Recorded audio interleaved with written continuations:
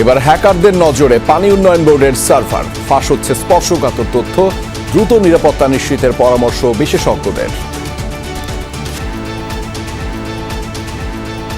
এখনকার সার্ভিস যেগুলো ডিজিটাল বা এই ধরনের কার্ড বা পার্সোনাল ডেটার উপর নির্ভর করে দেওয়া হয়, সেগুলো তো আসলে ক্ষতির সম্মুখীন হয়ে যাচ্ছে। হ্যাকাররা চাইলে পানি উন্নয়ন বোর্ডের কর্মকর্তা কর্মচারী অথবা অন্যান্য যে কোনো অধিদপ্তরের সরকারি কর্মকর্তা কর্মচারীদের ফোন আলাপ শুনতে পারত এবং তা রেকর্ড করতে পারত।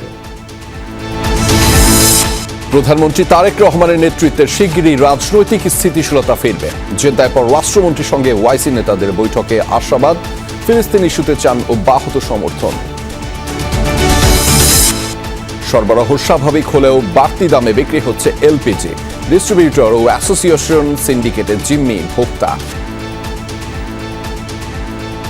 মার্কেটে আমরা স্মুথলি সাপ্লাই দিচ্ছি, আমাদের কোনো গ্যাপ নেই। দাম তো মাঝিতে অনেক বেশি ছিল, এখন 1700 টাকা আসছে। তারা যদি এই 1350 টাকা যা 1400 টাকা বিক্রি করতো, তাহলে কিন্তু আমরা দেখালো 1550 টাকা। নরসিংদীতে তরুণীকে বাবার কাছ থেকে তুলে নিয়ে ধর্ষণের পর হত্যার ঘটনায় গ্রেফতার 5। পলাতকদের দ্রুত ধরার আশ্বাস ডিআইজির।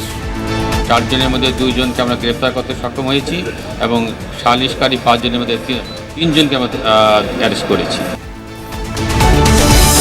মার্কিন অভিবাসন সংস্থার অমানবিকতায় রোহিঙ্গা শরণার্থীর নির্মম মৃত্যু। তীব্র ঠান্ডায় প্রাণ যায় প্রায় অন্ধ শাহ আলমের। যুক্তরাষ্ট্র জুড়ে সমালোচনার ঝড়। অমর একুশে বইমেলায় ছুটির দিনে জমজমাট। শিশু প্রহর, বই কেনা, উচ্ছ্বাস আনন্দে কাটছে শিশু কিশোরদের সময়।